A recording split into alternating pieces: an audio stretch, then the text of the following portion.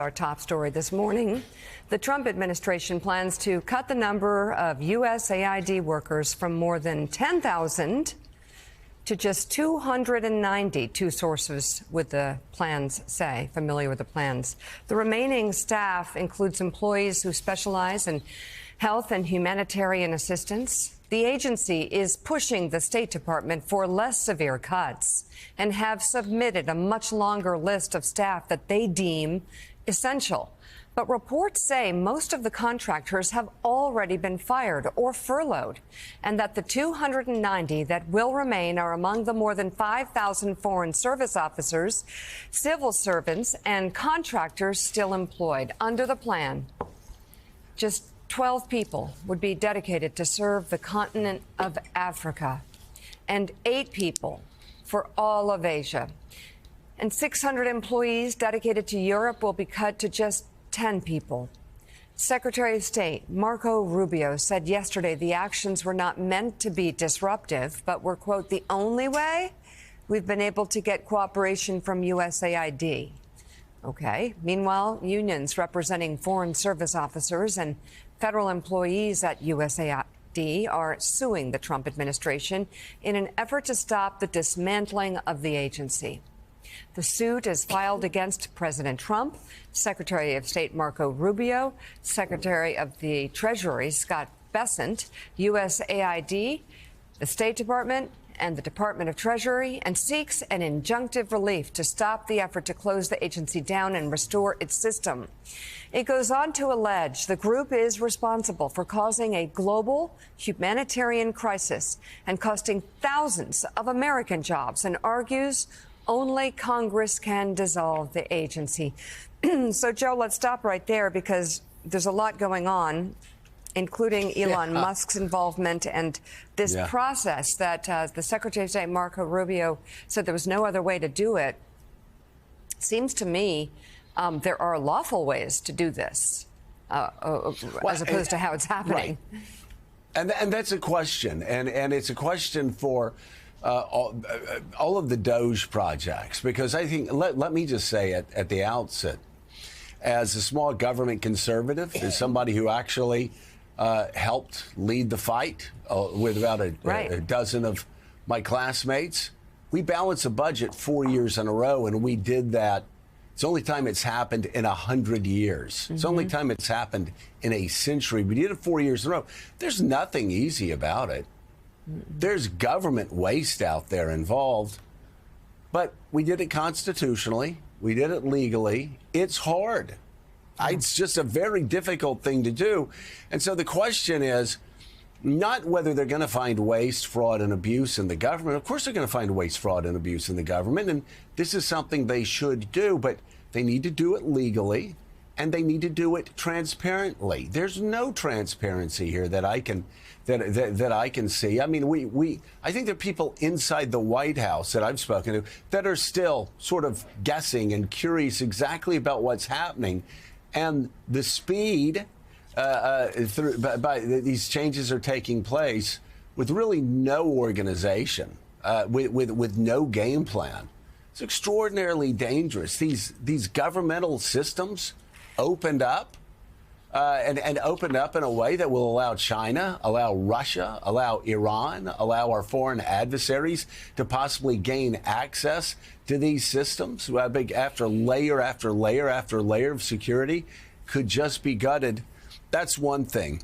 I want to say another thing, though, and I find it a curious, John Heilemann, I find it a curious argument that some Democrats are making, which is, let's not fight about this. You know, it's foreign aid. Foreign aid's not popular. Let's talk about eggs, or let's talk. No, this is a fight that I don't care what polls say right now. If it's a 50-50 split, I still have confidence in the American people that they don't want children to die in Sudan. They don't want them to starve to death in Sudan, and they don't want malaria spreading all over Africa. They don't want these diseases spreading all over the world. They don't want George W. Bush's PEPFAR project, which has saved 25 million lives so far across the world. They don't want those stopped at the end of the day if Democrats will actually explain that to them. And this whole idea that, oh, we don't have the money to provide grain to young children who are starving in Africa or across the world, in Sudan or across the world. I mean, one fighter jet here buys a hell of a lot of life-saving aid and a lot of prevention for diseases that would spread across the globe. And on top of that, as far as a bang for your buck goes, if you look at not only the goodwill that the United States gets out of these programs, but the intel that we gain. Let's just be cynical about this if nobody gives a damn about the morality. The intel that we gain about Al-Qaeda's actions in Africa, ISIS's actions in Africa, what China is doing to try to elbow us out for minerals and precious resources in Africa. If we look at what Russia's constantly trying to do to undermine our position, what Iran's trying to do, man, this is just a great value. It is a great value that we saw after World War II. We see time and time again. Hearts and minds are changed, and the United States' power grows exponentially. What is right actually leads to might in many, many ways. This is a strategically smart thing to do moving forward with this program. Cut the waste, fraud, and abuse. But God, don't gut it. And if you're a Democrat, why not defend it? Well, I think, Joe, I have heard some of the consultants who've made this argument that, Ford is a political loser. I think it's fair to say that if you were to look at polling over the course of the past, not few years, but few decades, that they're not wrong, that foreign aid is traditionally thought of as a liberal humanitarian concern. It's not framed the way you described it. It's not been defended in the way you defend it. And USAID in particular has not been put in that context. That's an argument worth making, maybe. But I understand the kind of reflexive desire of some consultants to say, this is a loser. Donald Trump's going to enjoy this fight. We need to move on to a bigger fight. I am with you on the substance of it.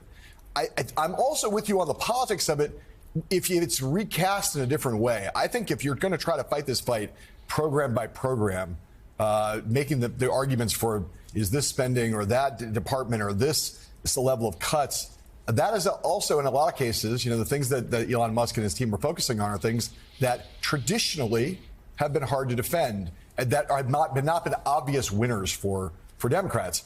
I think the notion of making an argument about an unelected plutocrat and his group of toadies and henchmen with their zip drives, staging a digital coup in a lot of cases, rolling into agencies with no authorization, you talked about transparency before, I say with no accountability.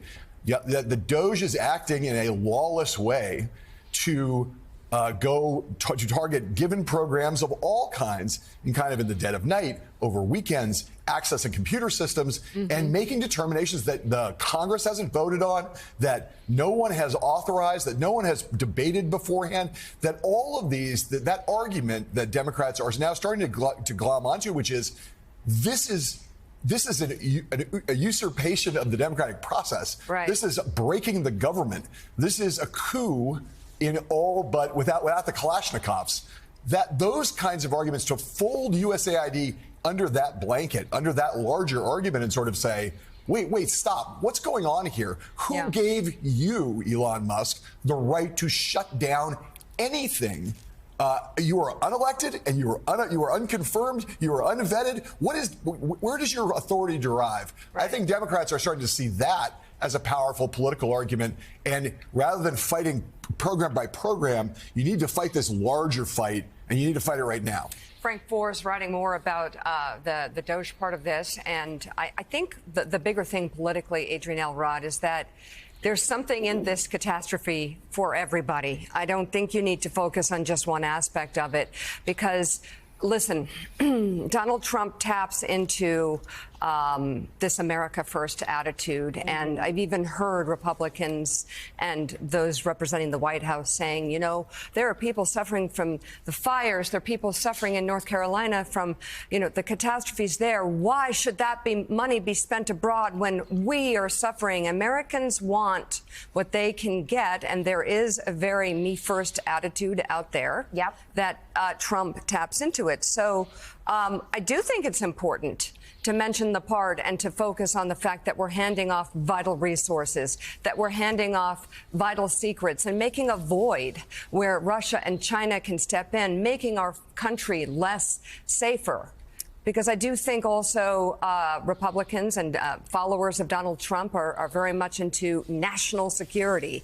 And this is not good for our national security. That's exactly right, Mika. I mean, look, first of all, it should come as no surprise to me that USAID is one of the first programs that or the first agencies that Trump went after for the very reasons that you just laid out, that a lot of Americans are seeing this as, you know, you're taking my taxpayer dollars, you're taking my hard-earned money, and you're focusing on foreign aid as opposed to my own the may needs not of my be own necessarily, life. you know, exactly true, but that's the equation. Which is exactly why Democrats, and anybody, by the way, who opposes dismantling USAID, we've got to do a better job of telling the story.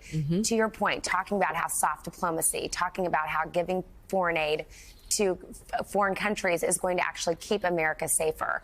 It's something that we Democrats we got to do a better job of doing that. So, you know, going out there, instead of some of these members of Congress going out and yelling, "We will win" at a press conference, we actually need these members to go out to their social media channels. We need real everyday people going out to their communities and talking about how these programs actually help keep America safe, how they help American families. That is just the bottom line. Because, again, if you're the average American, you're looking at this and saying, I wanted the system to be shaken up. I wanted government bloat to go down. The first place I'm going to go to, or that Trump should go to, is USAID. So we just got to do a better job at telling the story. You're referring, of course, to Chuck Schumer's news conference earlier this week. Yes. A few real-world implications here, cutting USAID, that are collected here. Anti-trafficking work in Latin America has already taken a hit. Clinical trials funded by USAID, medical experiments have been stopped. The New York Times has a great story and a terrible story on this today. Midstream, some people have medical devices still in their bodies because the trials were abruptly stopped.